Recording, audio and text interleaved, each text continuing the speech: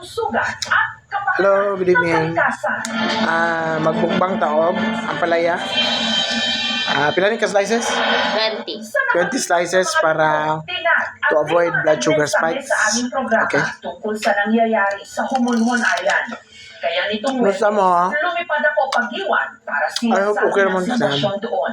Nandito po tayo sa Giwan. Ito po ang take-off point para marating yung isla. Saba kayo sa balay, kaya ako mamang tanaw TV. Parang malapit. Yan kami po na, nag-TikTok. pero tatlong Okay lang. oras ang biyahe. Sakay ng bangka. Ah. Kahit dito sa Giwan, medyo ramdam yung issue dun sa isla eh. Kasabay namin pumunta. Naanad na ako mag-wa. Si Mang Lito. Naanad ako magkakaroon kanyang ang palaya. Na, So magsindot tayo dyan, mag-live sa Panday, sa Facebook Live. Ang farmer, ang Ano naman, pero mas okay po rin daw. na ang litrato at panawagan tumawag ng atensyon ng marami tungkol sa mainit na issue ngayon sa kanilang isla. Ano masasabi niyo ho doon, Mang Lito? Maganda po kasi napansin kami. Nagpunta ko kayo dito sa Marisang apple. tinda yung kalamansi.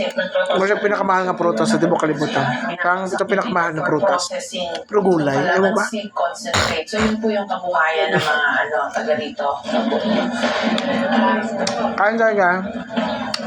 Kalmado naman. Pwede na ni Day? Agad na. Yan. Okay na eh. Ang palaya, ang sarap. Tatlong oras. Inano lang sa may tubig. Tapos ilagay sa ref. Kainin mo. Sa laot. So raw pa rin. Mabilis na nagbago ang panahon. Bye-bye. Good night.